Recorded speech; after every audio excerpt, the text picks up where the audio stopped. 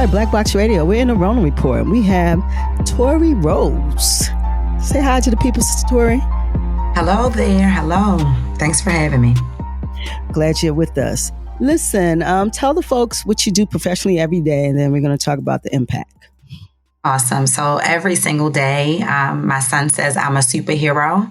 He says I have the hardest job in the world, which means I'm an educator. And so I teach professionally in high school. I teach for a living, but I also teach adults everything from career readiness to reading, writing, math skills, how to read a paycheck, how to open a bank account.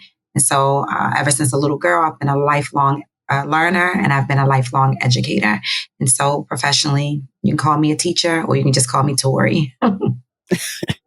Okay. And you're campaigning. You can't leave that out. I am campaigning. I'm running for City Council in District 7, the only woman in the race and the only person who was born and raised in the 7th District in the community, West Baltimore, where I'm, vying to get the seat. I believe I'm currently the people's choice, and I'm just excited about what's going to happen on June 2nd, because our city and our communities deserve authentic people who understand the landscape and also have a historical understanding of what has happened to our communities. And it's devastating. So I am Tori Rose on the ballot, District 7 City Council. Please check me out, Google me, and come out and vote. Well, mail out to vote on June 2nd. Okay. And, so District 7, right? Mm-hmm. Okay. So can you kind of give the people what's District 7? Like the line? Sure. So Hilton and North Avenue to North and Park, so straight down North Avenue. Mm-hmm. If you want to go Ashburton, Hanlon, Hampton. So that's very interesting because we stretch over to Hampton, Coppin Heights, Gilmore Homes, Sandtown, Winchester. We have 2 bodies of water. We have the Hilton Reservoir as well as Drew Hill Park Lake. The park. Okay. So it's huge, very big district. We have predominantly, I would say 80 to 84% of our district is African American. We have some predominantly Caucasian parts of our district, like Hampton. And Hampton has its own culture. And so it takes someone who not only has the emotional intelligence, but who understands people to be able to represent all people without condemning or dismissing some people. And so I'm grateful that I worked in the federal government for over a decade, where I had to learn to respect people for just who they are and meet people where they are. And so I think I have, the skills that are necessary to be able to meet the people where they are and whatever the needs are that they have. I love that emotional intelligence. You threw some shade on some folks. Listen, you said it. It's only a tree if you catch it. That tree is growing. That emotional intelligence. I heard that. So, okay, so we're going to kind of segue into that, and then let's talk about you, because you were a candidate for the longest in Baltimore City. Because we have to talk about Baltimore City, and I saw you being a candidate. And you were the only one in the 7th District. You were unopposed for the longest. Yeah. And so now you're saying you're the only women amongst other people who are actually campaigning. How did that happen? So they just applied? They just applied. Yeah. Baltimore City's charter does not put a lot in place. You don't have to have a litmus test. You don't have to prove that you are skilled or qualified to do the job. Literally, you just have to have $50, live in the district, and the desire to put your name on a ballot. And so it's mind-boggling, because it's such a robust responsibility when you're talking thousands and thousands of people that you're supposed to represent, but there is no measurement of, your qualifications. So anyone that's over 18, for some positions, I know the mayor's position and some other positions, you have to be 21 or 25. Just like the presidential race, there's qualifiers. But for city council, it can be anybody who decides, hey, I want to go do this just to see what happens, or if they're positioned by other politicians to get in the race. And so for me, being the only person for over a year and consistently saying that before I told the community what I was going to do, I was going to hear from the community, hear the needs, so that I could assess what needs were real, what needs already could potentially be met through city services. And so that I could advocate for all of our people in a way that made sense, it allowed other people to say, she's not really my cup of tea, or she's not manipulable in a way that serves my agenda. And so what has happened is we have everybody who, some current politicians who are throwing their proverbial horse in the race. And, people frequently will say, well, that's politics. And to me, that's corruption. And so what we need to get away from is the historical emphasis on this is just the way politics goes, especially when, for my personal family, we've lost over 8 loved ones to gun violence. This can't be just the way things go. And so, I was in a vulnerable position as the only person, because anything I said or did gave the competition an opportunity to say, well, how do we craft a message, that's different from what she's saying? But the great thing is the community has got to see my name, my face, and my work for, all of this time, well before anyone else was even thinking about jumping into the race. Yes. So you're very recognizable in that district because you've been, so that's presence matters. You can live there, but people know it doesn't. That's the number one thing. Yeah. So that makes sense. That's what happens in politics. We put the person that we feel comfortable in. And we put all of our stacks behind them, right? And that's why things stay the same. But I really think the charter has to start stating some action, has to have teeth, and you need more experience, I think, than just $50. That's not enough. I mean, and we see how lack of experience. You see where we are now. We got Trumpy. You got Trumpy. we got Jacko. Oh, let me stop. Let me. And even with that, I think you bring up a great point. But he needs help. Sorry. Yeah. You bring up a great point. And so the world is ever changing, and we have all of these, addendums and amendments that happen. And so we have to look at what makes sense for an ever-changing community, and for a community that has, multifaceted of multi-layers of disenfranchisement. So you can't. And now the problem is who gets to say what the criteria is. So for me, again, like I said, I first was an educator before anything else. And then I went into the federal government. I don't have a JD. I don't have, a doctor's, before my name. What is the measurement? And so I think that for something like city council, where you have to know legislative policy, but you can learn how to legislate, you can't learn how to be a people person. You can't learn how to meet the constituents where they are. And so, I'm just interested. I believe wholeheartedly I'm going to win. I believe that my community is going to come forward, and they're going to put someone that is homegrown in that position. But then how do we move forward with saying what the measurement is? And I think that's where sometimes we come very close to disenfranchising, even when we're trying to help, because there's still a democratic process. And what keeps the democratic process pure is that anybody, a Tori Rose, can roll out her bid one day and say, hey, I'm going to run. I don't even tell people I have a degree in political science. I always say I have a degree in people. But to the politicians, that's not good enough, because that makes me an outsider. You're not talking the talk or walking the walk of the political people. And so that makes you an outsider. So it's interesting. I'm interested to see what the people want. Very interesting. And if you are a person who's like following politics per se, and this is my last politics, because this is a conversation that we can continue. But if we look at the last election cycle, and we look at what happened in Georgia with Brian Kemp and Stacey, and then we look at what happened in Florida with the black guy and this the franchise, whatever his name is, and then now they're making these reckless movements. As we're in COVID, you got Brian Kemp, he's opening up Georgia. This guy had the beaches open forever. And I'm not saying that it's because it's black or white. I'm saying that we have people who've changed the political process. Brian Kemp was the Secretary of State. He purged the voting rolls. So we say, like, the charter doesn't have teeth, but these boys have their little things that they're doing that manipulates the process. Most certainly. You understand? Most certainly. And it doesn't make it fair because you look at Sister Stacy. She's a bright star. She's a smart lady, and it seems that she has empathy for all people. I don't know about Brian Kemp, but if he's opening up Georgia on Friday, he's an idiot. Yeah. So I don't know him personally, and but from what I've seen, and as the Secretary of State, he didn't recuse himself. He didn't move himself away from the process. He stayed in, and he was also a candidate for governor. It's just like you can say one thing and what people should, can be in politics, but then they change the rules and they tweak stuff. Yeah. And so how do you win? It keeps the people in a place like this stuff ain't, it's not for me because they're lying and cheating all day long. That's how people feel.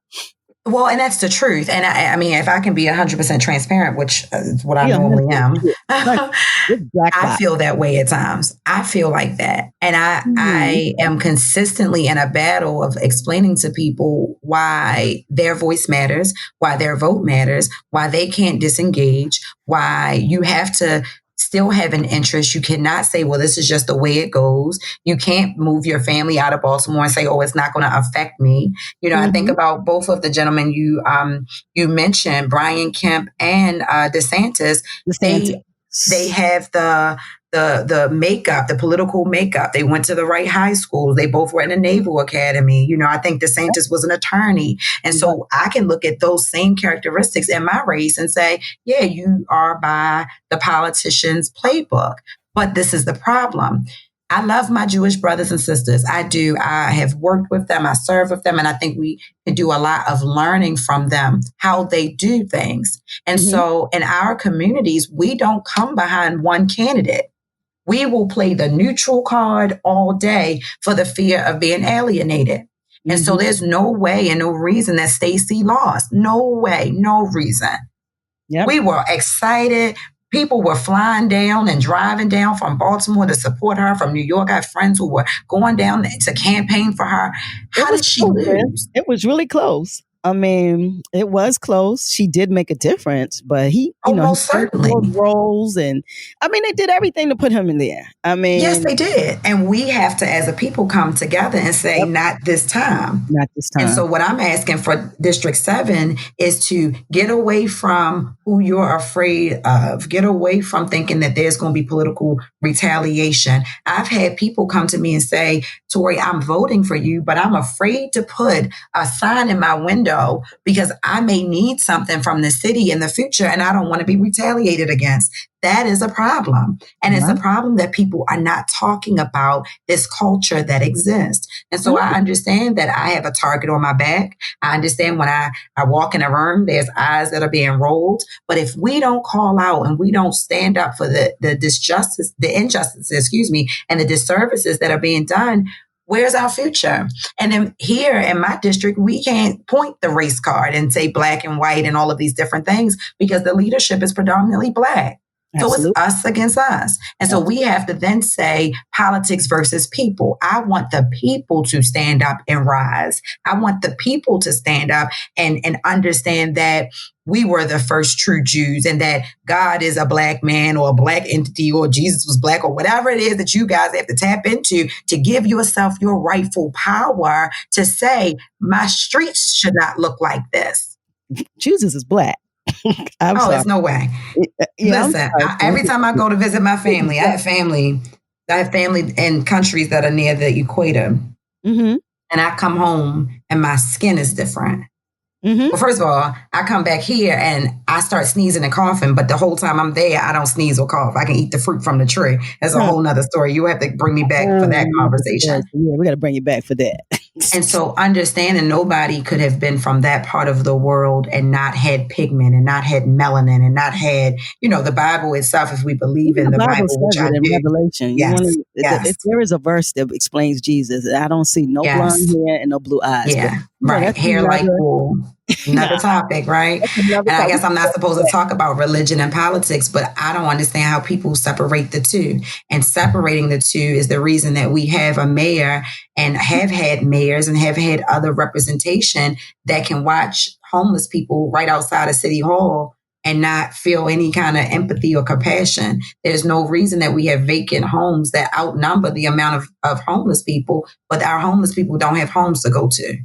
And so it is our social responsibility to take care of the least amongst us. It is our godly responsibility to take care of them as well. And so because we separate God and church and religion and politics and all of that is the reason that we now see children being shot in the middle of the day, walking to the store, and then we continue work as normal. It's not normal.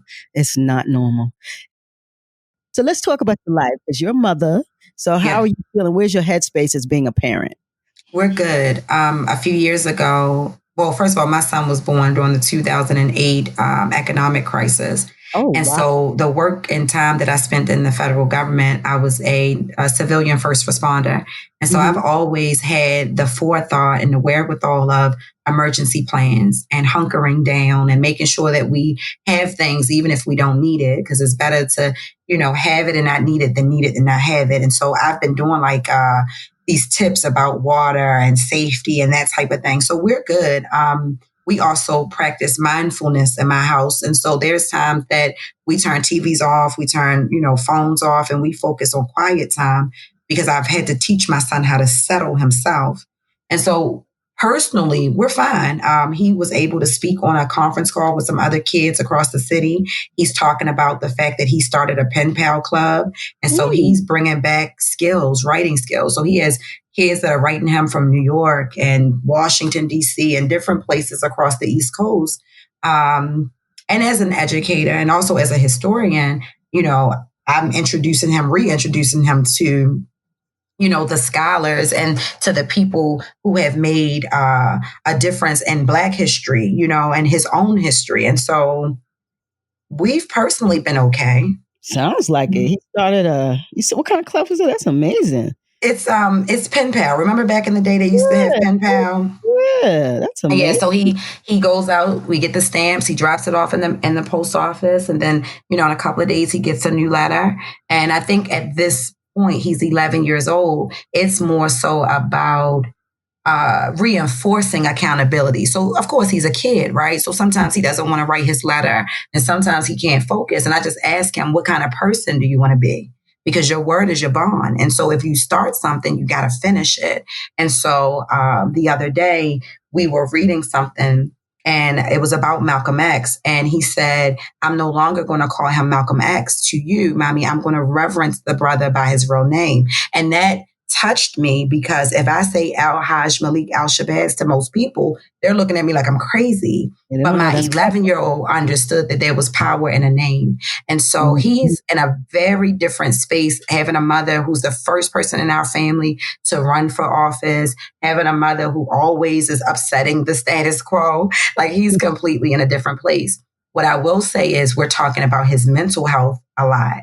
How do you feel? Can you put it into words? How do you feel? And I think that is something a little different because in school, in a traditional school setting, they don't always get time to be introspective and take a moment and say, I feel this way. They're moving and shaking.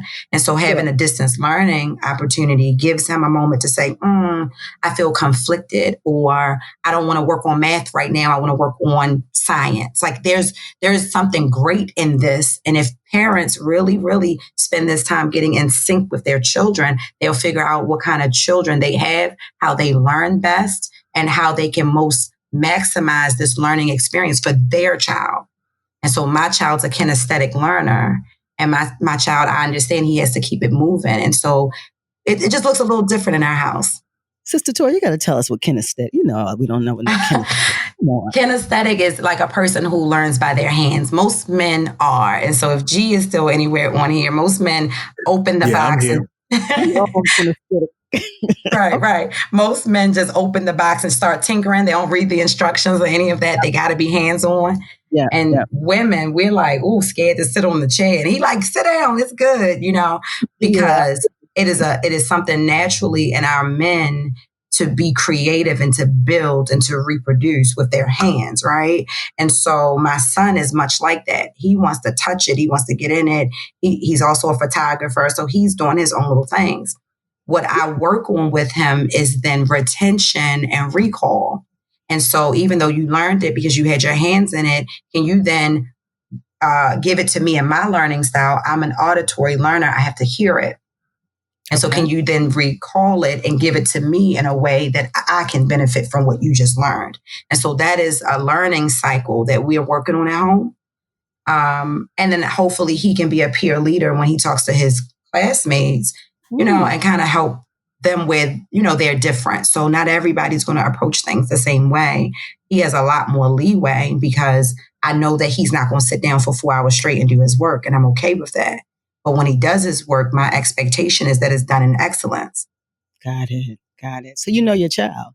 And 11 hard years. They send their kids to school and they expect for this education to just somebody to throw it in them. You know, they do out their homework and then go back to the person. But we have to be more hands-on with our kids. And you have explained every piece of your child and you actually let him learn and then is teaching him how to teach. Most certainly. And that's amazing.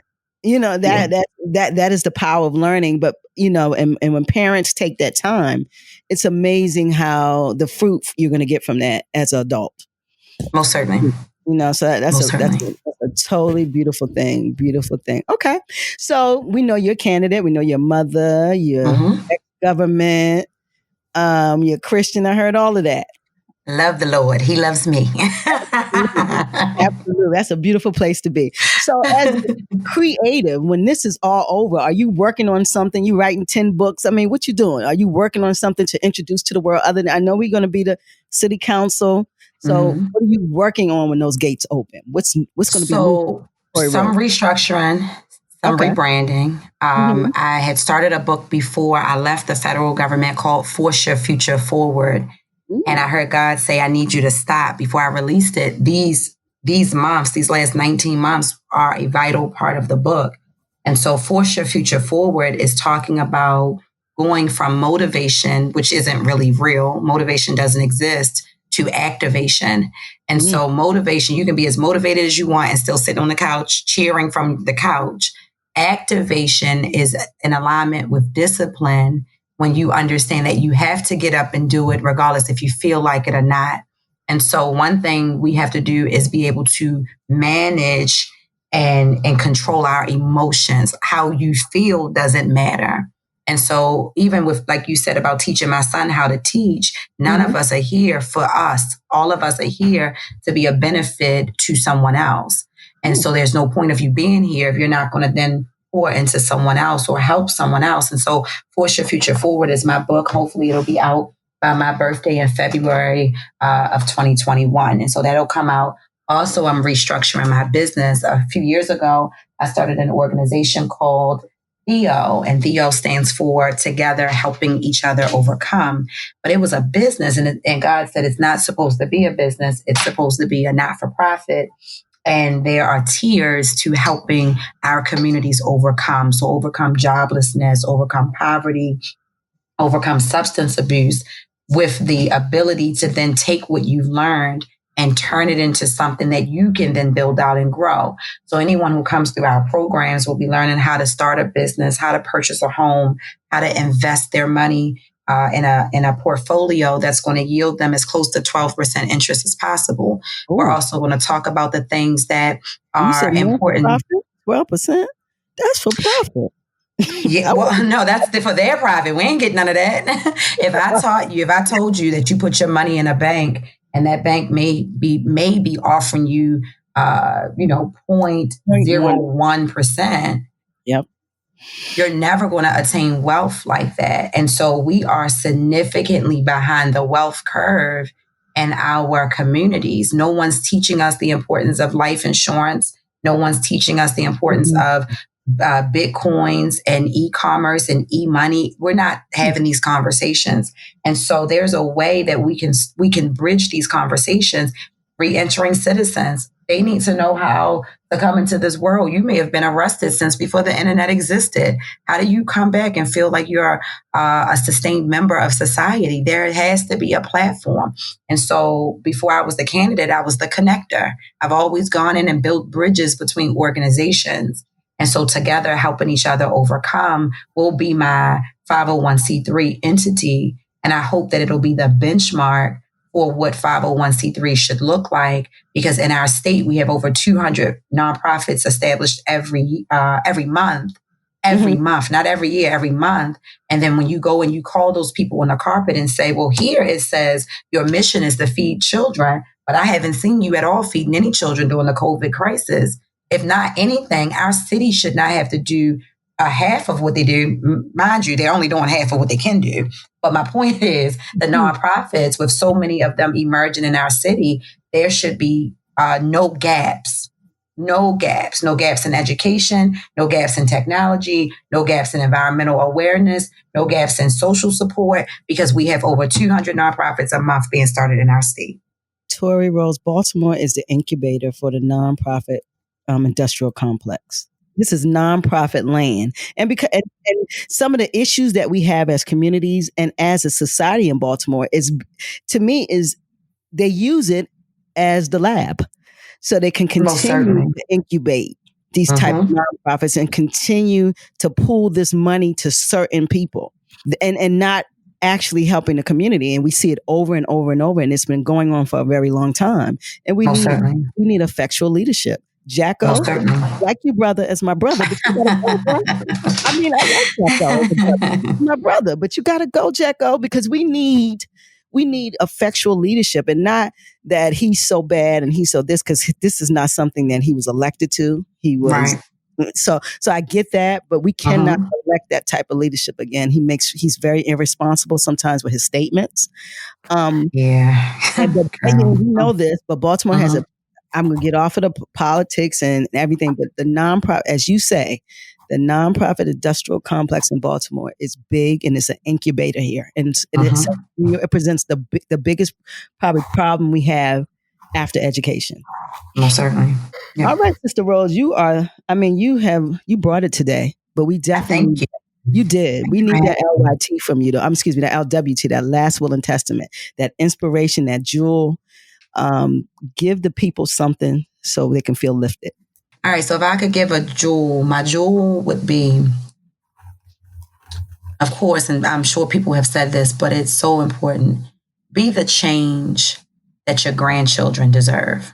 And too frequently we operate as if it's just us and our immediate lineage. But even if Paris Hilton did not know who her grandparents were, she has been positively affected by the hard work, tenacity, and determination they had to build something. And so be the change in the community, be the change in your household, be the change in politics, in education, in health that your grandchildren deserve. And if we do that, then we can come off of self-righteousness and we could actually build something, and we could bring back a sense of community that is a community we established. It's ours, and we have walked away from our identity, and we've walked away from our culture, and we are walking around in identity crisis. And so that's it. Be the change your grandchildren deserve. Awesome. G. Tori, thank you so much for your powerful insights and perspective, both as a leader in the community, as an educator, and as a parent. We really appreciate you taking the time to spend with us today. Thank you for having me, and many blessings to you both. Please stay safe. For all of our listeners right now, if you've enjoyed this conversation, you can find more of the Rona Report at blackboxradio.com. That's BLAKBOXXRADIO.com, where you can find all of the interviews that we've had going all the way back to 9/19/19. You can also find Black Box Radio on Facebook and Instagram at Black Box, and on Twitter at Box Black. That's BOXXBLAK. And if you're hearing this conversation, we really need for you to help us spread the word. The information, Rona Report has been suppressed on these platforms, so we really depend on the support of the community so that we can all hear these important voices. All right. So this is the Rona Report, and we had Tori Rose. Tori, thank you so much. Your perspective was amazing. We appreciate you. Thank you. Many blessings to you. You too. This is Black Box Radio. It is 4/22/20. We out. Peace.